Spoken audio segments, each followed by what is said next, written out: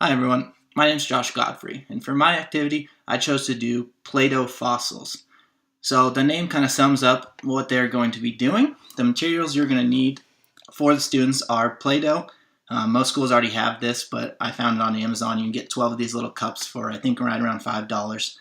The next thing you're going to need are something to fossilize. So for this one, I chose dinosaur skeletons. They're plastic. They're super bendy and stuff like that, so it works good for making molds and stuff like that.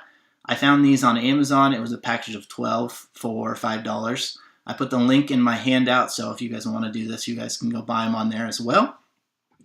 And if you need more, it's not that expensive to get more if you guys are going to do them for each individual student or if you want to do them for groups that way. The last thing you'll need is plaster of Paris. I already made some up, so I don't have to sit here and stir it in front of you guys to make the actual fossil itself.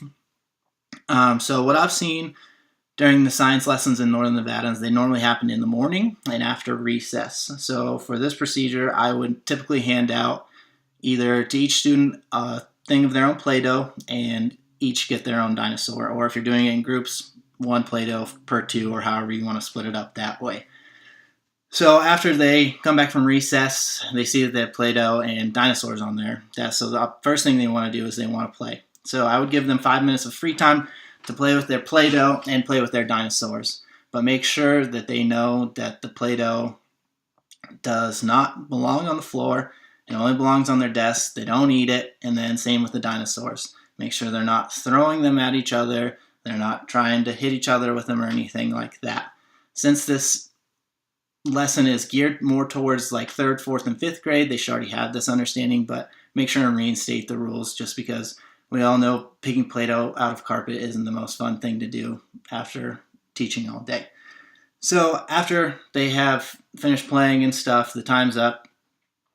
Make sure that you model that the Play-Doh needs to be a certain thickness for the mold to work. Now if the Play-Doh is too thin, the plaster will go right through the Play-Doh and then it'll just make a mess either on their desk or on the back counter where I would have it set up.